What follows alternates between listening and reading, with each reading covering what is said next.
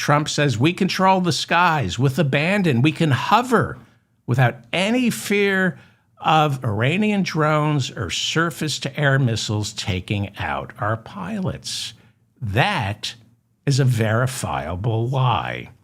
Because as you all know, on Friday, that F-15 was taken down over Iran, and then an A-10 Thunderbolt, also known as a Warthog, it was hit by Iranian missiles while it was performing search and rescue operations for the missing pilot, that munitions officer who was forced to eject from his downed F-15. The pilot was recovered immediately. The rescue Warthog went down near the Strait of Hormuz. The Warthog pilot was rescued inside Kuwait. So we went from 0 manned aircraft getting shot down over Iran to 2 manned aircraft on Friday taken out by Iranian missiles. And again, even more disturbing, 2 Blackhawk helicopters looking for the downed airman flying over the Zagros Mountains. They took enemy fire. Several soldiers inside the Blackhawks were injured.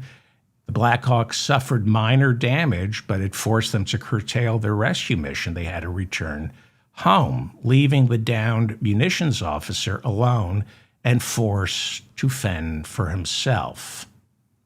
So, Friday night, early Saturday morning, how do we get him before Iran does? Reportedly, the CIA began spreading disinformation that we got him.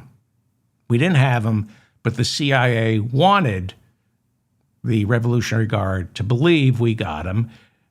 Supposedly, that bought time for the Pentagon to put together a rescue mission. Now, think about this. I want you to think about this and think about sending in ground troops, okay? Hundreds of soldiers, American soldiers, swarmed the Zagros Mountains, clearing the perimeter with heavy munitions, and they were able to rescue that downed munitions officer.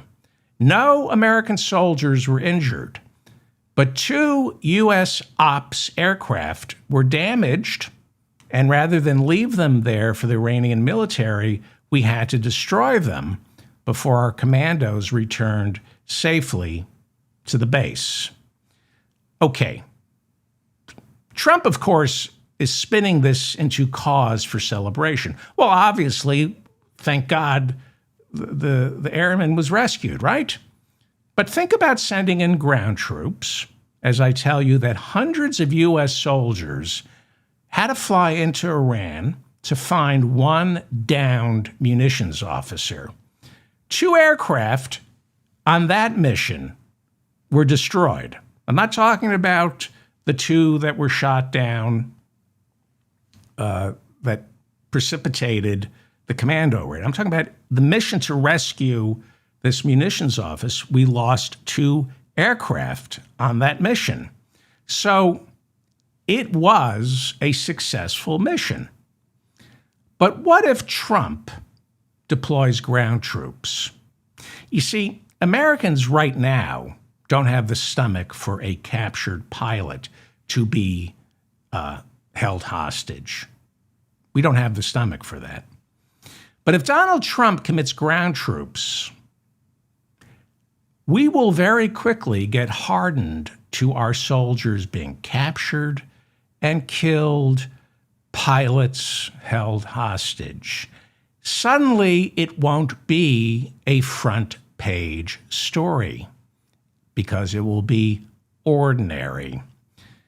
If we have boots on the ground, the resources will not be there to send hundreds of commandos into the Zagros Mountains to find 1 downed airman. That's how war works. At first, every American life is precious. We sweat every captured soldier. But like Donald Trump's lies and his war crimes, eventually they're too many to count. And so we become hardened to the brutal realities of war. Trump couldn't wait to say, we got him, Saturday night, we got him after they rescued the munitions officer. He called it one of the most daring search and rescue operations in U.S. history. Really? Really? So which one is it? Either the Iranian military has been decimated, as you told us during your speech last week, or it hasn't been decimated. If you've eliminated Iran's ability to wage war, how daring could that rescue mission possibly be? Or maybe you're a liar, Donald Trump.